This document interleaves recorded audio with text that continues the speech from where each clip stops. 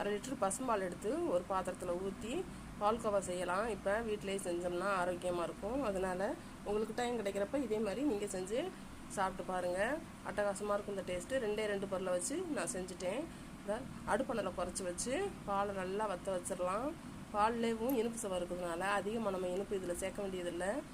ஒரு நாட்டு சக்கரை ஒரு 2 ஸ்பூன் 3 ஸ்பூன் சேர்த்தா நமக்கு போதுமானது. இது பாருங்கள் நல்லா வத்திருச்சு பார்த்தீங்களா. இன்னமும் வற்றணும். இன்னமும் வற்று அடுப்பணலை குறைச்சி வச்சு இன்னும் வற்ற வச்சுட்டு ஏலக்காயை 2 ஏலக்காயை தட்டி இதில் தூவி விட்டுருக்கேன். நான் நாட்டு சக்கரை ஒரு 3 ஸ்பூனு நாட்டு சக்கரையை போட்டுட்டு அது பிறகு ஏலக்காயை தூவிருக்கேன். நான் அவ்வளோதான். வேறு பாத்திரத்தில் எடுத்து வச்சுட்டு நம்ம உங்கள்கிட்ட நட்ஸ் இருந்தால் எடுத்து தூவி விடுங்க. இல்லாட்டா அப்படி நம்ம சாப்பிட்டுக்கலாம். டேஸ்ட்டு அட்டகாசமாக இருந்துச்சு. ஒரு வாட்டி ட்ரை பண்ணி பாருங்கள்.